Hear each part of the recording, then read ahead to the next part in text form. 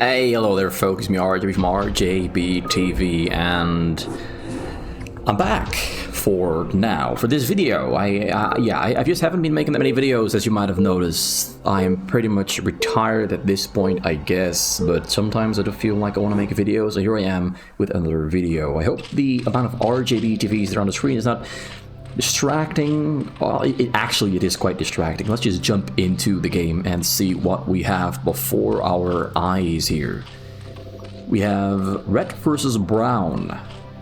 We have the player Freyja on the red Zerg. One of my favorite players as of this exact moment in time. Maybe my favorite player. It's just something about his coordination, his planning, the entire package that he delivers that I really, really like. I'm fond of it. It's smart, it's precise, it's accurate. Then we have By Zone, a player who jumped onto the map at about the same time as Freyja did, about a year ago. He played a couple of games against Meppo and Bjol and Brain, and I like those games so much that I decided to keep him in the roster of recurring players at the time. Although I didn't cast that many games from By Zone, but he did pass by every now and then because his games are usually guaranteed to be pretty damn good. And this is one of those times where I would say that, yeah, this is probably going to be a pretty damn good game because we have Freyja on a Zerg and Zone on his best race, the Protoss.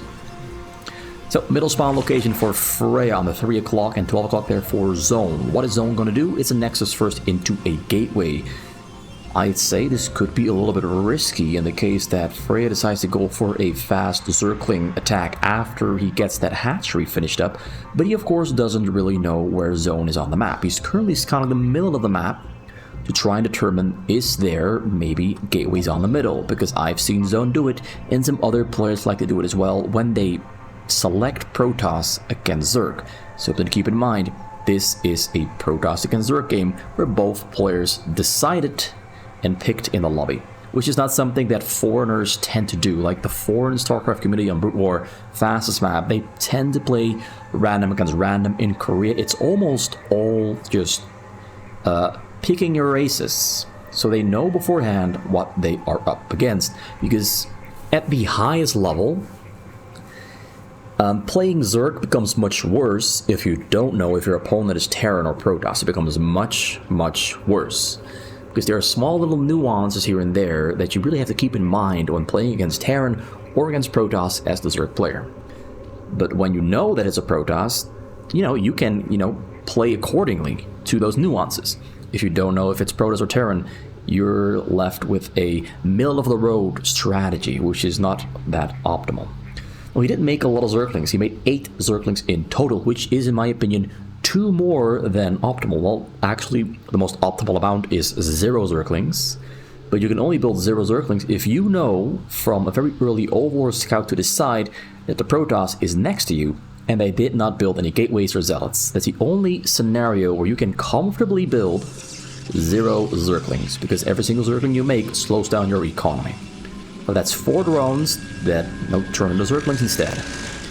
So he's scouting Zone's base, and Zone is protecting his probes with his zealots at the moment. He went for a triple gateway after a first Nexus, into a gas, into a Cybercore, into a Forge, which might imply he's planning on getting at least 1 safety cannon up in the back, just to make sure that these Zerglings are not gonna be a problem, because as long as those Zerglings are on the map, the zealots have to stay at home to protect the probes. And it's not that many Zerglings. It's not that many Zerglings at all, but it is keeping those zealots away from attacking. No cannon yet there, though. He might not build a cannon at all. He might not build the cannon at all. He's getting a robo at the moment for very fast shuttles and most likely a support bay to go for drops. Whereas here back at home, Freyja is going for a 4 Nexus in the back, 1 in the front, as is usual, as is tradition, as is the orthodox methodology. A couple zealots moving out there as the backside is protected there. You gotta always protect your neck, protect your back. Can't let the enemy get through. 3 Sunkens for now is enough. If he had all of his zealots here, those 3 Sunkens would definitely not have been enough. So those Zerglings are still running in circles. We see no cannon there in the back. Level 1 attack is on the way there for Zone. He's on 33 probes at the moment and 19 drones there for Freyja. He gets, I think, 2 probe kills in total with the Zergling, so that is pretty good. There was not a whole lot of additional information left to gather for Freyja. So now he's focused here back at home. His 5 hatcheries, getting a high risk. Then he's on double gas, 20 drones. His mineral income is at the moment very low, as he's only on, well, now 24 drones. But it's not a lot of drones. Oh, it's a frontal attack, and now it's the entire army of zealots. He might actually break through the front if he doesn't very quickly reinforce his front section with a couple more Zerglings. Although those 2 additional zealots there are tripping out and going to the sides, he's walking through the sides again. I guess I was wrong. I guess that setup is just enough to kill every single zealot that's there. So zealots there are walking in, and they will die before they kill a single drone. I'm not sure if this was great or bad for Freyja. Now, Freyja did have to spend a lot of his larvae on building Zerglings, which of course means less economy. But he did kill most of those zealots and lost 2 Sunkens. You know what, all in all, I'm gonna say that was good for Zone. Because Zone has way more economy going on than Freyja. Oh, you know what, maybe it was good for Freyja, because he's got those highlights out in the middle of the map very, very quickly and early. He's sending them to the side, gonna try to intercept. Not... Yeah, that was a good move. I thought that Freyja is outsmarting even me as I'm watching everything here. This is really smart play from Freyja. This is something you would expect from Brain. You know, a move like this is something you would expect from Brain. And that's why I like Freyja so much, because this is a very Brain-like play. Very, very aggressive. Is he going to be able to kill something here? Yeah, he's got shuttles. He's got no Reavers on the way yet. He's very occupied with defending it back at home. Pilots keep coming and coming from... Actually, he's switching into droning at the moment. Is making drones now the best choice you could have made? Or should he have just gone for the all-in attack with Hydralisks and clean out the middle here?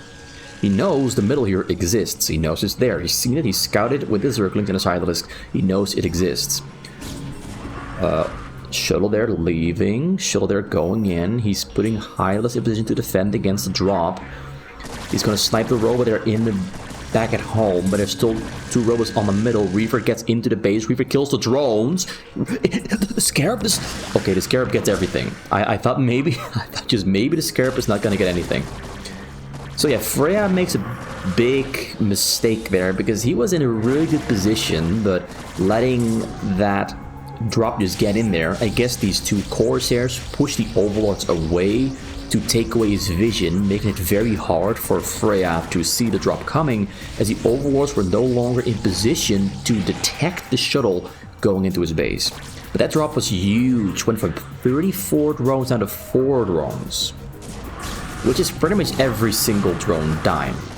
But there's still a silver lining here for Freyja. He still has the Hydralisks, and with these Hydralisks he can still kill the middle here before another drop comes flying, and he's killing a lot of real estate here. But Freyja's zone is on 64 probes. And sadly for Freyja, we do see that the robos in the middle stay alive. He had just enough defense going on with the single Reaver there spawning to keep the middle alive. There's a lot going on here, and I cannot quite keep up with everything. But there's a lot going on here, and he does start to recover his economy.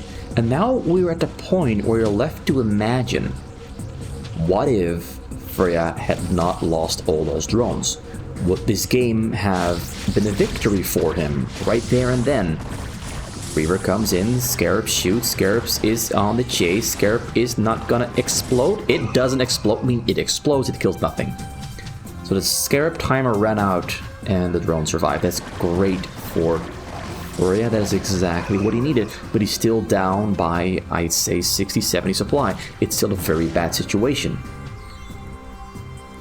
But Zone is...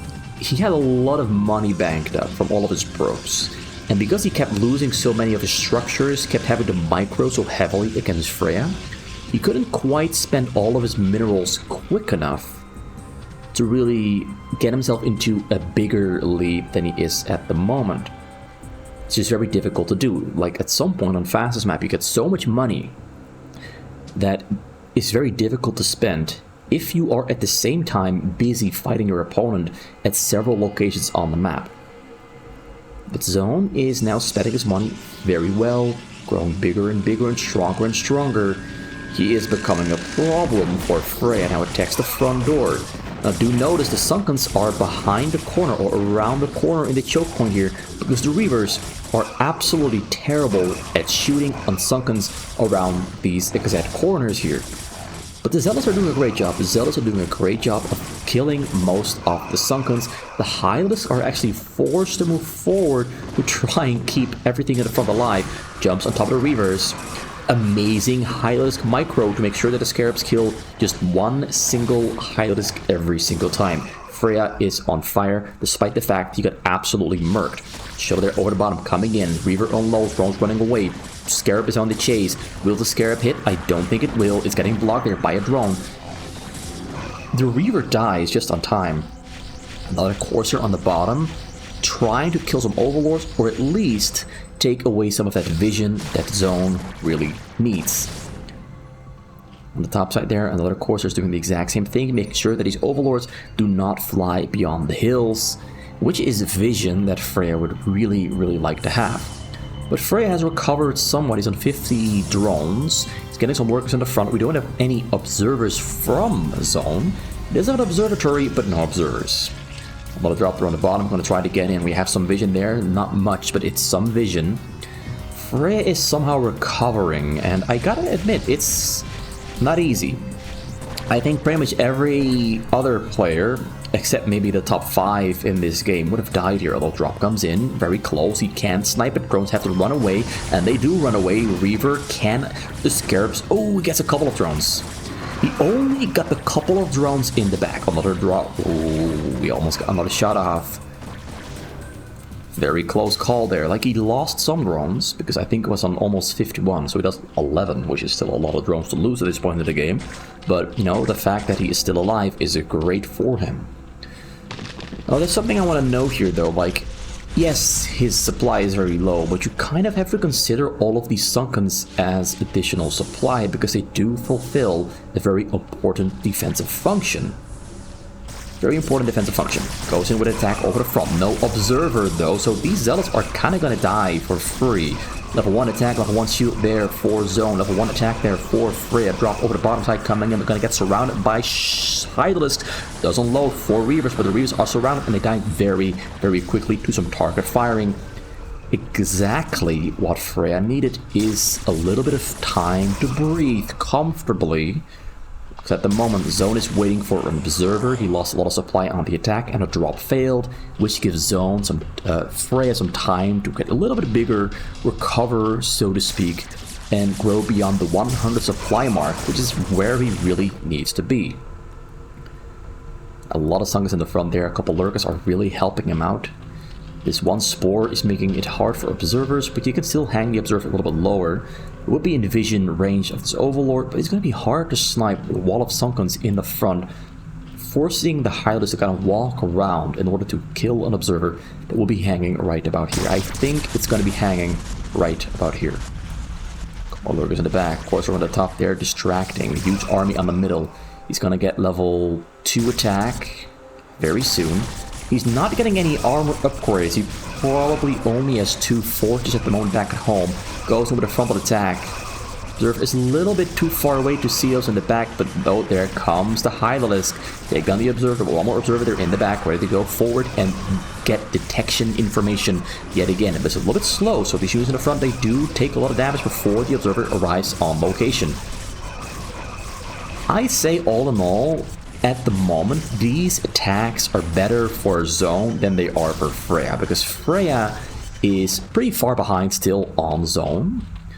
So everything that Freyja loses has a bigger impact on Freyja than it does on Zone. Zone has so much economy going on, he can't afford to just lose units all the time, as long as he's killing something. But look at this big drop there from Freyja, going in for the counterattack. They're on the economy. There's a lot of cannons there at the Nexus. Can he kill something? This is basically like his one final attempt. This has to kill those probes, and he will. That's full of the lurkers on the scene. Goodbye probes, down to 27 from 80. 26 remain. That's all on the gas. 23, excuse me. Big hit, and a fumbled attack there also kind of fails. Zone's economy just got blasted into the past, into the Bronze Ages. It's going to be a difficult process to recover all those probes. That was, I think, about 57 probes. 57 probes dead and gone. It takes a while to recover that entire amount, because I think he gets like 12 per minute. He's going to be... Yeah, Zone is not liking this scenario at the moment, because Freyja now has way more freedom. Because Zone can no longer just attack and throw units at this wall of Sunkens and Lurkers. Because if he loses that army right now, he cannot rebuild it. He cannot rebuild it. Zone is going to have to get some results right now. Otherwise, Freyja is going to be too big, too strong for him to deal with. Drop over the bottom side, going to try to get in, and we have pretty much nothing. He sees it, he's going to snipe it just on time. No, Reaver unloads, Reaver shoots, it's low, and Reaver gets the kill. Oh, great. That is exactly what Zone needed right there. That right there is exactly what Zone needed. He needed a counter-strike. And a counter-strike is exactly what he got. Got a bunch of drones, and now Zone is back in the lead economically. And Freyja is, well, kind of forced to take a little bit of time out of his schedule to rebuild his entire economy. The thing that Freyja has going for him is that he can build a lot of drones all at once, with his 6 at the bottom, 3 in the top, 9 hatcheries. 9 hatcheries is not a lot, but, you know, Protoss cannot rebuild his economy this quickly. That's the one benefit Zerg has. A lot of larvae, a lot of drones within a matter of seconds. He's already back on 56. He's already ahead of Zone with his economy. Still, again, he's building vision and cannons on the side to, one, prevent overlords from flying over without seeing them, but also to take away some of that vision that Freyja really needs against... He got hit again. I wasn't paying attention, but he got hit again really hard. Went down from 56 down to 31. Zone is doing a great job here of making sure that Freyja stays within containable, manageable levels of size. Not getting too big. Keeping him down. He's keeping him down.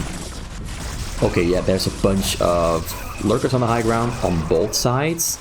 It's actually pretty good, because it's when you're on the high ground, your units have a 50% chance to dodge an attack, or you could say a 50% chance to miss an attack on a high ground unit if you are on the low ground here.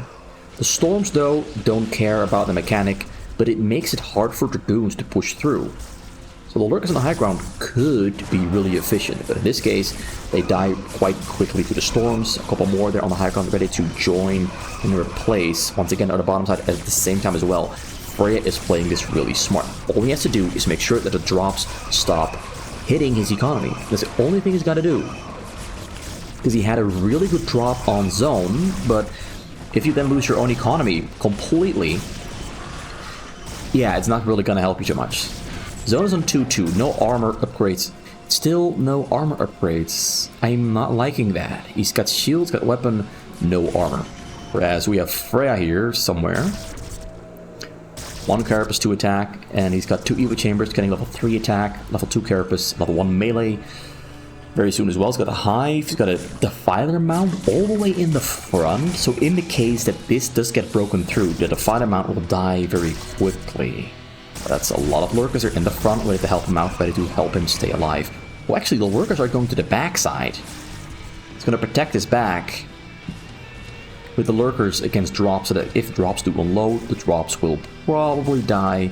Not too quickly, but within reasonable amounts of time. The lurkers, like, you would really like to have 10 lurkers in the back, or 8, to really kill drops fast.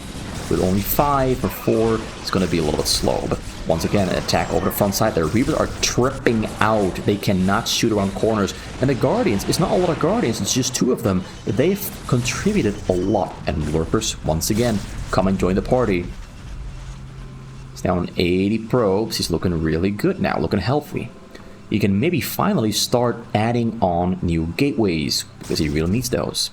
Because we are in Guardian technology now, which is a real problem for a zone. It's a real problem. You really need a lot of dragoons to deal with that. And, I mean, this is technically enough gateways, but more is usually better than less. A lot of storms, a lot of robots there on the mills, a lot of Reavers there on the scene, a couple Templars are trying to storm the Guardians. The Guardians are being preserved quite well, more Sunkers being morphed at the same time. Freyja is on fire, I've said it before, but he is playing this quite well. Although he does need a couple more drones, he only has 53, that's not too healthy. You would like to have about 72 to 82 as a Zerg. Drop comes in, starts to storm on the drones, and he does make his escape, but only a group of 12. Maybe that was 24, maybe 14, not sure how many that was. I think there was like 14 drones that managed to escape. So very bad timing there, as his economy was already in a very bad spot, because he didn't have that many drones on the minerals, so everything he was spending was immediately eating up his entire bank. And yet again, it is doing that again. I said again twice in a row, that doesn't sound too good. So the Sunkers in the front are keeping him alive. It's very difficult for Zone to break through. I'd say at this point, Zone should try to do a mass drop somewhere around here in the back. And just try to push from inside the base instead of from outside the base. Because breaking through this front section is going to cost him a lot of money and take him a lot of time to do. At this point, you would have to do what 458 tends to do and just build one big mass drop in between and try to do as much damage. Oh, great storm yet again. Did he still have a High Templar in there? He must have still had a High Templar inside the shuttle. He tricked me. He tricked Freyja. He tricked you. He tricked all of us by just keeping one Templar inside the shuttle, and it worked. At the moment, he's cleaning out those Lurkers on the high ground, but it does die to the Lurkers at this point in time. The Dark Swarm is no longer really helping him against the Lurkers. We can see that Frey is trying to rebuild his economy as fast as he can. There's no more High Templars inside the shuttle there, so he's a little bit lucky. But he might need a little bit more in the back here. He has most of his supply in a couple of Guardians in the front, the Lurkers, a couple of Hiders on the bottom side. He might have to put those here at the Hive. Another drop there coming in over the front side. It's over the top. Can he snipe this? Does he notice? He notices it, but he cannot quite snipe it because the pathway it takes is very dangerous. Storms on the drones in the front and on the minerals, but he kills only a few. That's 6. There's another 2. Here in the front, he's being pushed back though. So yeah, in the front, we are not seeing Zone make any progress. Maybe it's because he has no armor upgrades. He's getting them now though. He's getting them now, but no armor upgrades 23 minutes in. That is not good. Great Plague. Great Plague is to get a Dark Swarm in the front. High Templar on the scene. Reavers are fair in the back. Lurker's on the high ground yet again. Double Lurker there under the... Oh, this is a single Lurker. That single Lurker has 11 kills. It's doing a great job. Drop comes in, shoots its load. Will it explode? Yes, it does, but it kills only one drone. Somehow, it kills just one single drone. So Freyja has been struggling to keep his economy afloat for quite some time now. But because Zone is only attacking through the front and only using small drops in the back, Freyja has been allowed to somewhat stay alive. But I might be speaking out of turn, because this is a pretty big attack that is now trying to break through the front here. And the Sunkers around the corner are no longer in a position where they trip up the Reavers, so to speak. As you can see, the Reavers can now stay out of range of the Sunkers. It only works if the Sunkers are right here, and right there, or right there, very close towards the choke point. So the Reavers are now at maximum efficiency. Freyja has 121 supply, plus all the Guardians. He does have level 3 2 attack upgrades on the Hydra-Disc, so he's pretty strong. Drop comes in yet again over the top side there. This time it's 2 Reavers. Will he see this one? The drops are really doing him in. really badly. Extremely badly. Down to 19 yet again. 18. This is a nightmare. Coming true for Freyja. Zone's perseverance with single shuttle drops getting through has really ruined Freyja's night so far. He's tried really hard, time and time again, to rebuild those drones, but then a drop comes in and everything goes down. He's having trouble keeping track of the map. Another drop there, flies its way through, avoids the Hydralisk, flies over the front there, but gets taken down there. Templar reloads, Templar doesn't, Templar stops and hits it just on time. Oh my god, that was a really narrow storm timing. Freyja did not expect the High Templar to unload or to storm, but it did. In part because we have no upgrades on the air. He's just not been able to save the little bit of gas he needs to get upgrades on the Guardians. Whereas we do have level 1 armor and 3 shield there on the shuttles. A level 3 shield is coming in handy against those 0 attack Mutalisks that were trying to snipe the shuttle just earlier. And right now we have just 2 Sunkens remaining. Just 2 Sunkens remaining. I think we are getting very close towards Zone finishing his opponent once and for all. Drop comes in over the bottom side there. Drone's running the safety. There might be nothing in there. He defends the front quite successfully. Another shuttle. It's a real drop. It's a real drop. It hits him really hard. He tricked him. He tricked me. He's done this quite some times already. Pretend the bottom one is a fake drop. Pretend the other one is a real drop, but the bottom one was the real one all along. Beautifully done. Trickery of the highest level. He does defend. I'd say he does defend, but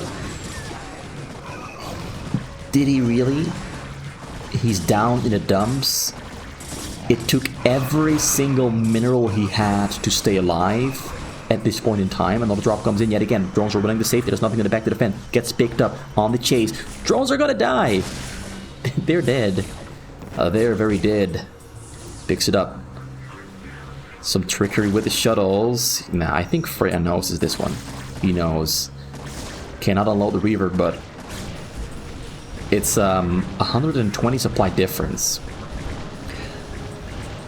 Reinforcements arriving. Lurkers in the sky, on the low ground, on the high ground. Guardians pushing. Hydra's trying to participate, but the Dragoons have level 1 armor now. They're pretty strong. With their level 3 attack and shield. Pretty strong. So now all Zone has to do is just keep pushing with these small little groups. Just keep pushing with these small little groups. And make Freyja bleed out.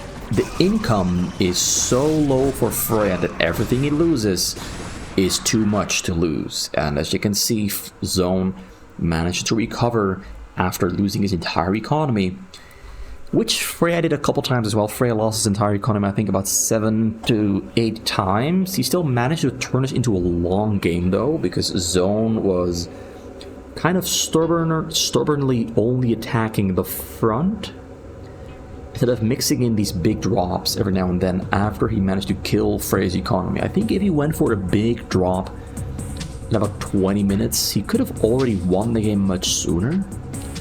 But in the end, he still won anyway. He managed to keep Freyja down. Freyja was pretty big at some point. I'd say 170 supply, 150 supply, somewhere in between. But Zone didn't let that get to him, just kept on dropping, rinse and repeat, rinse and repeat, and eventually took home the victory.